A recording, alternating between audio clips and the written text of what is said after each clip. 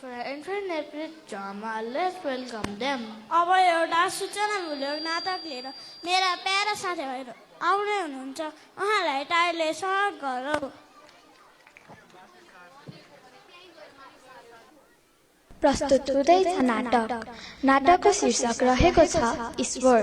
यसका पात्रहरू कक्षा 1, 2 र 3 का साथीभाइहरू रहेका छन्। को हुन् ईश्वर? भगवान, ईसा, यसु, बुद्ध, अल्लाह। नेपाली रूपान्तरण नाम यिनै हुन्, तर सबैको एउटै रूप ईश्वर र भगवानले दिनुभएको सन्देश पनि एउटै। ईश्वर छन् त सबै थोक छ, ईश्वर बिना सब असम्भव।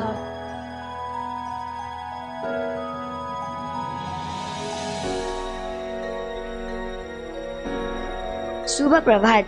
मसँग हातमा भएका यी 2 कुरा मध्ये तपाईँ के मन पराउनुहुन्छ? ओहो, पैसा। म त पैसा लिन्छु। आहा, यति धेरै पैसा, आज त रमाइलो हुने भयो।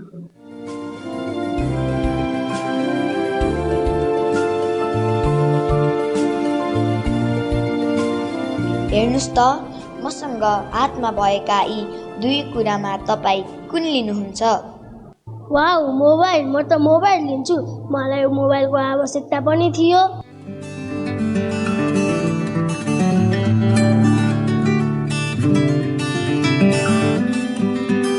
सुन्नुहोस् न, तपाईँ यी 2 कुरा मध्ये के लिन चाहनुहुन्छ?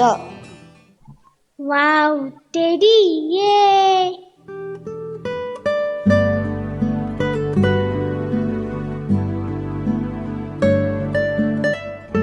यदि मैले तपाईहरूलाई यी 2 कुरा दिए भने तपाईँ के छान्नुहुन्छ? ए, हेर त खानेकुरा छान्छु नि।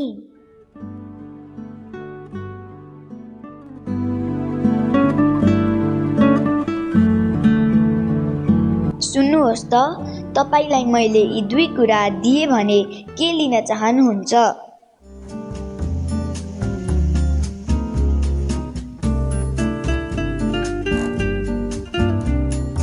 तपाईले यहाँ लेखिएको सबै कुराहरू पाउनुहुन्छ, किनकि तपाईले यस्तो अवस्थामा पनि पैसा भन्दा भगवानलाई नै ठुलो ठान्नुभयो।